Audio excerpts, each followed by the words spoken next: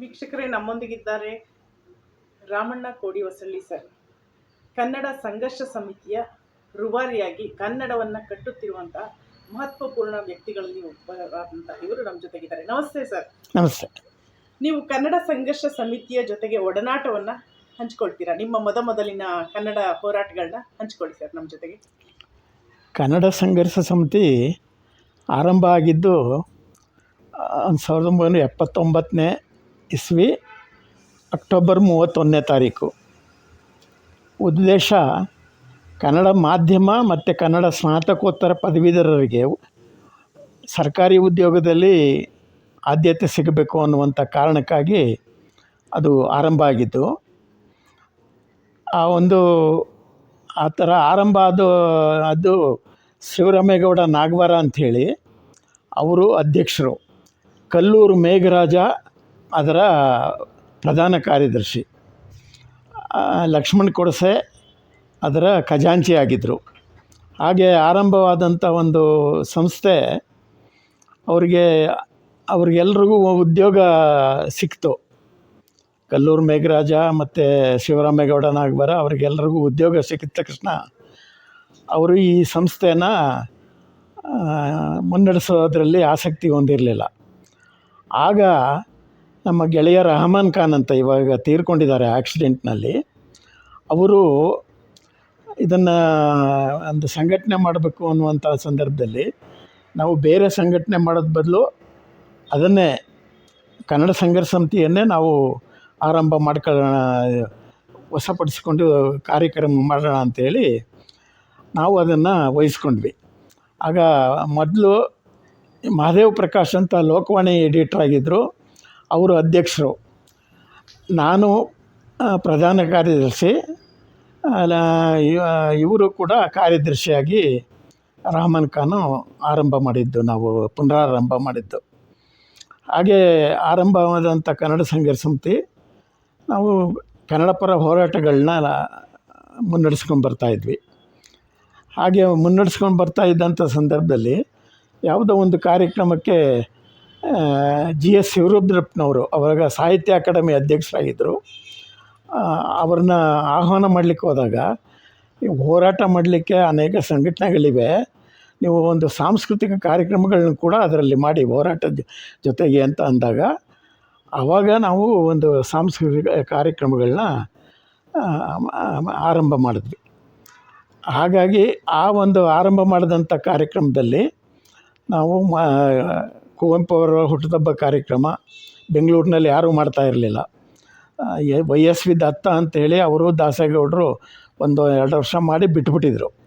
ಆವಾಗ ನಾವು ಕುವೆಂಪುರವ್ರನ್ನ ಮೊದಲು ಅವರ ಹುಟ್ಟುಹಬ್ಬದ ಕಾರ್ಯಕ್ರಮ, ಆಮೇಲೆ ಮಂಜೇಶ್ವರ ಗೋವಿಂದ ಪೈ ಅವರ ಹುಟ್ಟುಹಬ್ಬದ ಕಾರ್ಯಕ್ರಮ, ಅವರ ಹೆಸರಿನಲ್ಲಿ ವಿದ್ಯಾರ್ಥಿಗಳಿಗೆ ಮತ್ತು ಇವರಿಗೆ ಕವನ ಸ್ಪರ್ಧೆಗಳನ್ನ ಏರ್ಪಡಿಸುವಂಥದ್ದು, ಅನುಪಮ ನಿರಂಜನ್ ಅವರ ಹೆಸರಿನಲ್ಲಿ ಒಂದು ಕಥಾ ಸ್ಪರ್ಧೆಯನ್ನು ಏರ್ಪಡಿಸುವಂಥದ್ದು, ಹೀಗೆ ಬೇರೆ ಬೇರೆ ಕಾರ್ಯಕ್ರಮಗಳನ್ನ ಮಾಡಿಕೊಂಡು ನಮ್ಮದು ಅಕ್ಟೋಬರ್ 31 ಏನು ನಮ್ಮದು ಕನ್ನಡ ಸಂಘರ್ಷ ಸಮಿತಿ ಆರಂಭ ಆಯಿತು, ಅವತ್ತು ಸಂಸ್ಥಾಪನಾ ದಿನಾಚರಣೆ ಅಂತ ಮಾಡಿ ಅದರಲ್ಲಿ ಕನ್ನಡ ಕಟ್ಟಾಳು ಅಂಥೇಳಿ ಕನ್ನಡ ಹೋರಾಟಗಾರರಿಗೆ ಹೆಚ್ಚಿನ ಆಸಕ್ತಿ ವಹಿಸಿ ಕನ್ನಡ ಹೋರಾಟ ಮಾಡ್ಕೊಂಬರ್ತಿರೋರಿಗೆ ಕನ್ನಡ ಕಟ್ಟಾಳು ಅಂಥೇಳಿ, ಮಹಿಳೆಯರಲ್ಲಿ ಕನ್ನಡ ಪರ ಹೋರಾಟ ಮಾಡ್ತಿರೋರಿಗೆ ನಿಸ್ಸೀಮ ಕನ್ನಡತಿ ಅಂಥೇಳಿ ಒಂದು ಪ್ರಶಸ್ತಿಗಳನ್ನ ಕೊಡುವಂಥ ಕಾರ್ಯಕ್ರಮವನ್ನು ಮಾಡಿಕೊಂಡು ಬರ್ತಾಯಿದ್ದೀವಿ. ಅದು ಕನ್ನಡ ಸಂಘರ್ಷ ಸಮಿತಿಯ ಸಂಕ್ಷಿಪ್ತವಾಗಿ ಅದರ ಒಂದು ಇದು. ಮತ್ತು ಡಿಸೆಂಬರ್ 31ನೇ ತಾರೀಕು ಕುವೆಂಪು ಹುಟ್ಟುಹಬ್ಬದ ದಿವಸ ಈ ಲಾಲ್ಬಾಗ್ ಪಶ್ಚಿಮ ದ್ವಾರದಲ್ಲಿರುವಂಥ ಕುವೆಂಪು ಪ್ರತಿಮೆಗೆ ಮಾಲಾರ್ಪಣೆ ಮಾಡುವಂಥ ಕಾರ್ಯಕ್ರಮಗಳನ್ನ ಮಾಡ್ಕೊಂಬರ್ತಾಯಿದ್ದೀವಿ. ಮತ್ತು ಬೇರೆ ಜನವರಿ ತಿಂಗಳಲ್ಲಿ ಒಂದು ಅನುಕೂಲವಾದ ಒಂದು ದಿನದಲ್ಲಿ ಅವರ ಕುವೆಂಪು ಹುಟ್ಟುಹಬ್ಬದ ಕಾರ್ಯಕ್ರಮ.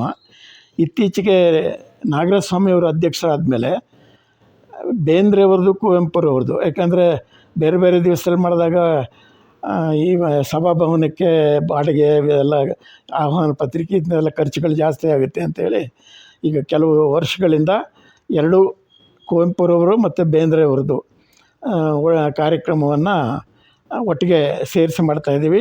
ಈ ವರ್ಷ 18ನೇ ತಾರೀಕು, ಜನವರಿ 18ನೇ ತಾರೀಕು ಇವ್ರದ್ದು ಡಿಸೆಂಬರ್ 29, ಅವ್ರದ್ದು ಜನವರಿ 31 ಮಧ್ಯೆ ಇರಲಿ ಅಂಥೇಳಿ ಜನವರಿ 18ನೇ ತಾರೀಕು ಕುವೆಂಪು ಕನ್ನಡ ಸಾಹಿತ್ಯ ಪರಿಷತ್ತಿನ ಕುವೆಂಪು ಸಭಾಂಗಣದಲ್ಲಿ ಆ ಒಂದು ಕಾರ್ಯಕ್ರಮವನ್ನು ಮಾಡಿದ್ರು ಕನ್ನಡ ಸಂಘರ್ಷ ಸಮಿತಿಯಿಂದ.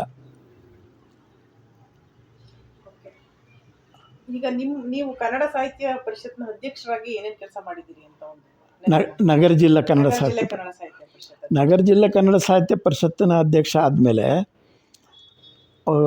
ಅದುವರೆಗೆ ಹಿಂದೆ ಇದ್ದವರು ಇವರು ಕೆ ವಿ ಚಂದ್ರಣ್ಣಗೌಡ ಅಂತ, ಜಯನಗರ ವಿಧಾನಸಭಾ ಕ್ಷೇತ್ರ ಕೋಎಂ ರಾಮಕೃಷ್ಣೇಗೌಡರ ಅಧ್ಯಕ್ಷತೆಯಲ್ಲಿ ಜಯನಗರ ವಿಧಾನಸಭಾ ಕ್ಷೇತ್ರ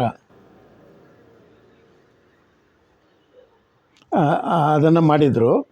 ಆ ಜಯನಗರ ವಿಧಾನಸಭಾ ಕ್ಷೇತ್ರ ಚಟುವಟಿಕೆ ಮತ್ತು ಆನೇಕಲ್ನಲ್ಲಿ ಒಂದು ಘಟಕ, ಯಲಹಂಕದಲ್ಲಿ ಘಟಕ, ಅದಕ್ಕೆ ಕಾವ್ಯಂ ಶ್ರೀನಿವಾಸ ಮೂರ್ತಿಯವರ ನೇತೃತ್ವದಲ್ಲಿ ಯಲಹಂಕದಲ್ಲಿ ಕೃಷ್ಣಮೂರ್ತಿ ಕಾಟೆ ಅಂಥವರ ನೇತೃತ್ವದಲ್ಲಿ ಘಟಕಗಳನ್ನ ಮಾಡಿದರು. ಅದರ ನಾನು ಅಧ್ಯಕ್ಷ ಆದಮೇಲೆ, ಬೆಂಗಳೂರು ನಗರ ಜಿಲ್ಲಾಧ್ಯಕ್ಷ ಆದಮೇಲೆ ಎಲ್ಲ ಆವಾಗ 16 ವಿಧಾನಸಭಾ ಕ್ಷೇತ್ರಗಳಿದ್ದರು ಬೆಂಗಳೂರು ನಗರಕ್ಕೆ. 16 ವಿಧಾನಸಭಾ ಕ್ಷೇತ್ರಗಳಲ್ಲೂ ಕೂಡ ಘಟಕಗಳನ್ನ ಆರಂಭ ಮಾಡಿ ಅದರಲ್ಲಿ 8 ಘಟಕಗಳಿಗೆ ಸಾಹಿತಿಗಳನ್ನ, ಇನ್ನು 8 ಘಟಕಗಳಿಗೆ ಕನ್ನಡ ಪರ ಹೋರಾಟಗಾರರನ್ನು ಅಧ್ಯಕ್ಷರು ಮಾಡಿ ಒಂದು ಚಟುವಟಿಕೆಗಳನ್ನ ಆರಂಭ ಮಾಡಿದೆ.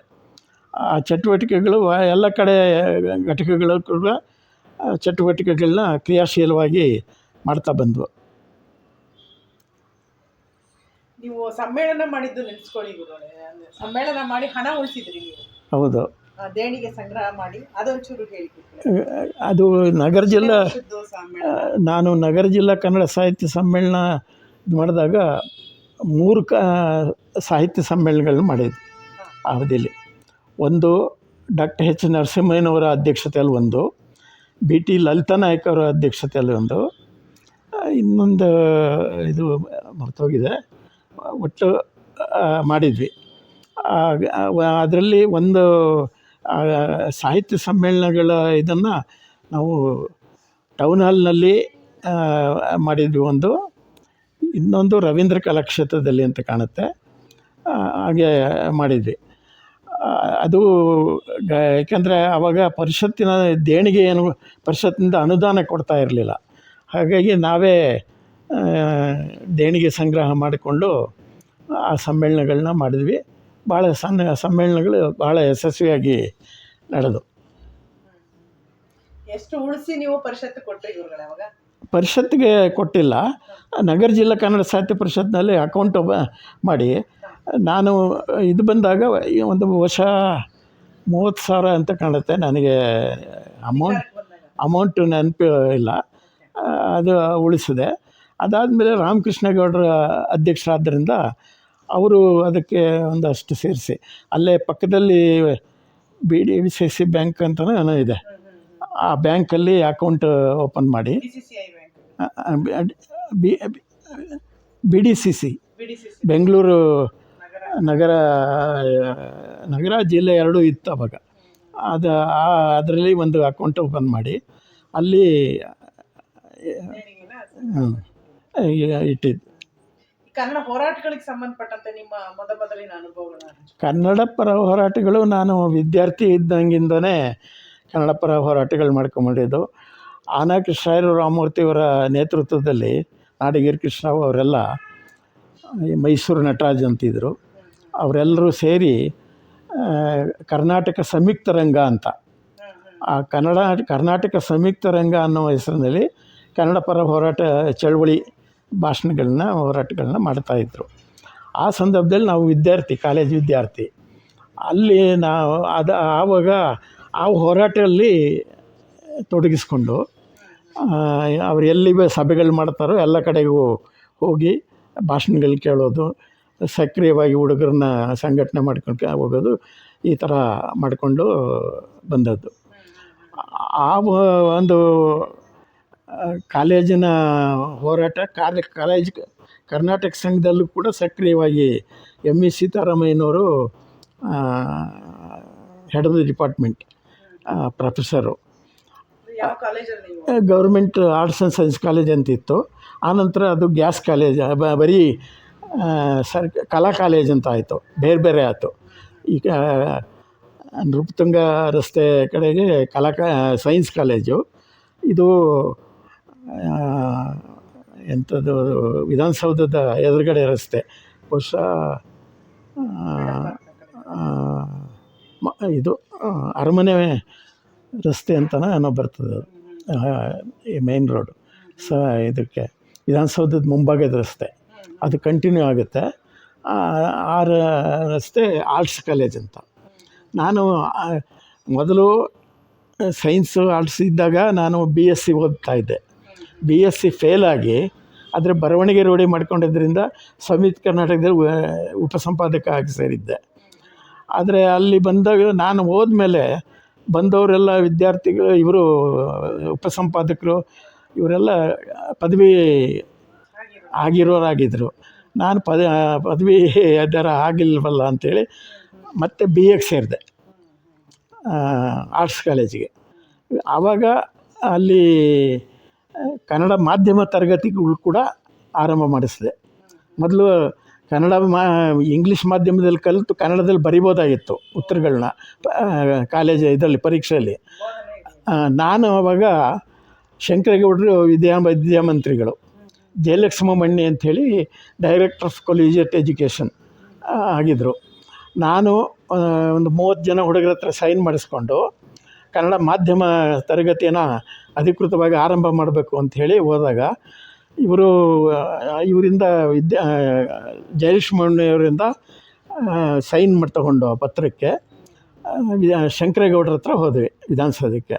ಅವರು ಅಯ್ಯೋ ನೀವು ಬರೋದು ಹೆಚ್ಚು, ನಾವು ಇದು ಮಾಡೋದು ಹೆಚ್ಚು ಅಂಥೇಳಿ ಅವರು ಸ್ವಲ್ಪ ಕನ್ನಡ ಪರ ಚಿಂತಕರಾಗಿದ್ರಲ್ಲ, ಸರಿ ಮಾಡಿ ಒಂದು ವಾರದಲ್ಲೇ ಕನ್ನಡ ಮಾಧ್ಯಮ ತರಗತಿಗಳನ್ನ ಆರಂಭಕ್ಕೆ ಇದು ಮಾಡಿದ್ರು.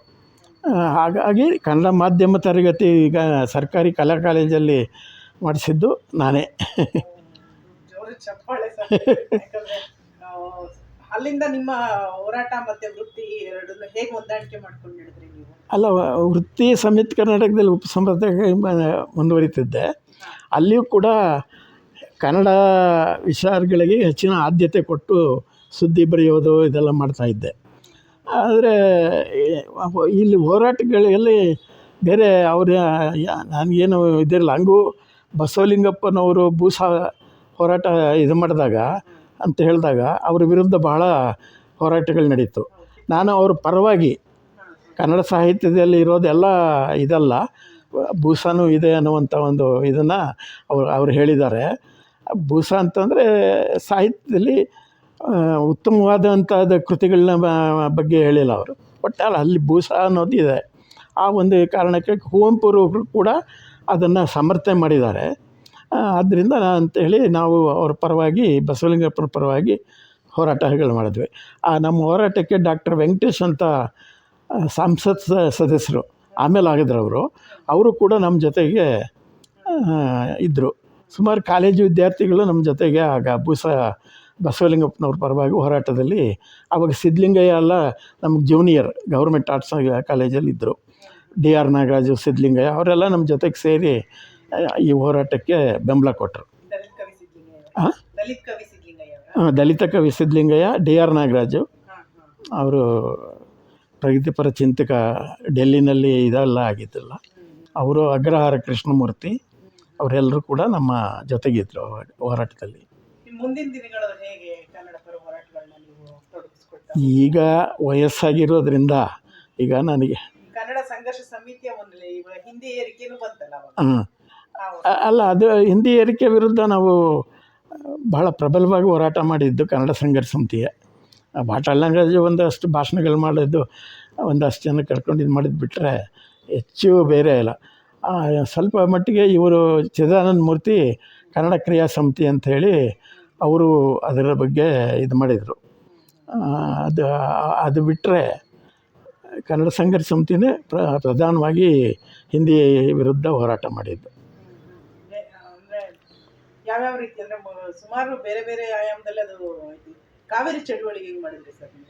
ಕಾವೇರಿನ ಕಾವೇರಿ ಚಳವಳಿನಲ್ಲಿ ಅದೇನಾಯಿತು, ಈ ಅವಾಗ ಎಸ್ ಎಂ ಕೃಷ್ಣ ಅವರು ಮುಖ್ಯಮಂತ್ರಿ, ಅವರು ನೀರು ಬಿಡಲ್ಲ ತಮಿಳ್ನಾಡಿಗೆ ಅಂಥೇಳಿ ಅವರು ಪಾದಯಾತ್ರೆ ಮಾಡಿದರು, ಮಂಡ್ಯದವರೆಗೂ ಹೋಗಿದ್ದರು. ಆದರೆ ಕದ್ದು ಮುಚ್ಚಿ ನೀರು ಬಿಟ್ಟರು ಅವರ ಇದರಲ್ಲಿ. ನಾವು ಅದ್ರ ವಿರುದ್ಧ ಅವಾಗ ನವಂಬರ್ 1ನೇ ತಾರೀಕು ಕರಾಳ ದಿನಾಚರಣೆ ಅಂಥೇಳಿ, ಇವರು ನೀರು ಬಿಟ್ಟದ್ದನ್ನು ಪ್ರತಿಭಟಿಸಿ ಕರಾಳ ದಿನಾಚರಣೆ ಅಂಥೇಳಿ ನಾವು ವಿಶ್ವೇಶ್ವರಯ್ಯ ಪ್ರತಿಭೆ ಹತ್ರ ಕೃಷ್ಣರಾಜೇಂದ್ರ ವೃತ್ತ ಅಲ್ಲಿ ನಾವು ಧರಣಿ ಕೂತು ನಾವು ಹೋರಾಟಗಳು ಮಾಡಿದ್ವಿ. ಆ ಹೋರಾಟಕ್ಕೆ ಸುಮಾರು ಬೇರೆ ಬೇರೆ ಸಂಘಟನೆಗಳು ಕೂಡ ಬೆಂಬಲ ಕೊಟ್ಟಿದ್ದರು. ಆವಾಗ ಬಂಜಿಗೆರೆ ಜಯಪ್ರಕಾಶ್ ಅವರು ಅವ್ರ ಯಾವುದೋ ಒಂದು ಸಂಘಟನೆ ಅವ್ರದ್ದಿತ್ತು, ಅವರು ಬೇರೆ ಮೆರವಣಿಗೆಯನ್ನು ಬಂದಿದ್ದರು, ನಮಗೆ ಬೆಂಬಲ ಮಾಡಿ ನಮ್ಮ ಜೊತೆಗೂ ಧರಣಿ ಕೂತಿದ್ದರು. ನಾವು ನವಂಬರ್ 1ನೇ ತಾರೀಕು ನಾವು ಪ್ರತಿ ವರ್ಷ ಎಲ್ಲರೂ ರಾಜ್ಯೋತ್ಸವ ಮಾಡಿದ್ರೆ ನಾವು ಅದನ್ನು ಪ್ರತಿಭಟನಾ ದಿನವಾಗಿ ಮಾಡ್ತಾಯಿದ್ವಿ. ಯಾಕಂದರೆ ಕನ್ನಡ ಸಂಪೂರ್ಣವಾಗಿ ಆಡಳಿತದಲ್ಲಿ ಅನುಷ್ಠಾನಕ್ಕೆ ತಂದಿಲ್ಲ, ಮತ್ತು ಕನ್ನಡ ಮಾಧ್ಯಮದವರಿಗೆ, ಕನ್ನಡ ಸ್ನಾತಕೋತ್ತರರಿಗೆ ಉದ್ಯೋಗದಲ್ಲಿ ಆದ್ಯತೆ ಕೊಡಲಿಲ್ಲ ಅನ್ನೋ ಒಂದು ಕಾರಣಕ್ಕಾಗಿ ನಾವು ಅದನ್ನು ಕರಾಳ ದಿನಾಚರಣೆ ಅಂಥೇಳಿ ಆಚರಿಸ್ಕೊಂಡು ನವಂಬರ್ 1ನೇ ತಾರೀಕು ಮೊದಲು KR ಸರ್ಕಲ್ನಲ್ಲಿ ಮಾಡ್ತಾಯಿದ್ವಿ. ಅಲ್ಲಿ ಬೇಲಿ ಎಲ್ಲ ಹಾಕಿ ಇದೆಲ್ಲ ಮಾಡೋದ್ರಿಂದ ಆನಂತರ ಈ ಲಾಲ್ಬಾಗ್ ಪಶ್ಚಿಮ ದ್ವಾರದಲ್ಲಿ ಕುವೆಂಪು ಪ್ರತಿಮೆ ಹತ್ರ ಅದನ್ನು ಆರಂಭ ಮಾಡಿದ ಇದು ಮುಂದುವರಿಸ್ಕೊಂಡ್ಬಂದ್ವಿ. ಎಷ್ಟು ವರ್ಷ ಮಾಡಿದ್ರಿ ಸರ್? ಅಲ್ಲ, ಅದು ನಾನು ಅಧ್ಯಕ್ಷ ಆಗಿರೋವರೆಗೂ ಮಾಡ್ತಾಯಿದ್ವಿ. ರಾಮಕೃಷ್ಣ ಗೌಡ ಅಧ್ಯಕ್ಷ ಆದರೂ ಮಾಡಿದ್ರು. ಆನಂತರ ಬಂದವರು ಸ್ವಲ್ಪ ಹೋರಾಟದ ಮನೋಭಾವಗಳು ಹೆಚ್ಚಿಗೆ ರೂಢಿಸ್ಕೊಳ್ದೇ ಇದ್ದರಿಂದ ಅದನ್ನು ನಿಲ್ಲಿಸಿದ್ದಾರೆ. ಹಾಗೆ ಸರ್, ಬೇರೆ ಯಾವ ಯಾವ ಕನ್ನಡ ಹೋರಾಟಗಳಲ್ಲಿ ನೀವು ನಿಮ್ಮ ಛಾಪನ್ನು ಮೂಡಿಸಿದ್ದೀರಿ? ಅಲ್ಲ, ಎಲ್ಲ ಕನ್ನಡಕ್ಕೆ ಸಂಬಂಧಪಟ್ಟಂಗೆ ಎಲ್ಲ ಹೋರಾಟಗಳಲ್ಲೂ ಸಕ್ರಿಯವಾಗಿ ಪಾಲ್ಗೊಂಡಿದ್ದೀನಿ. ಅದು ಕನ್ನಡ ಸಂಘರ್ಷ ಸಮಿತಿ ಬೇರೆ ಯಾವ ಮಾಡದೇ ಇದ್ದಂಥ ಸಂದರ್ಭದಲ್ಲಿ ಕನ್ನಡ ಸಂಘರ್ಷ ಸಮಿತಿನ ಮಾಡಿದೆ.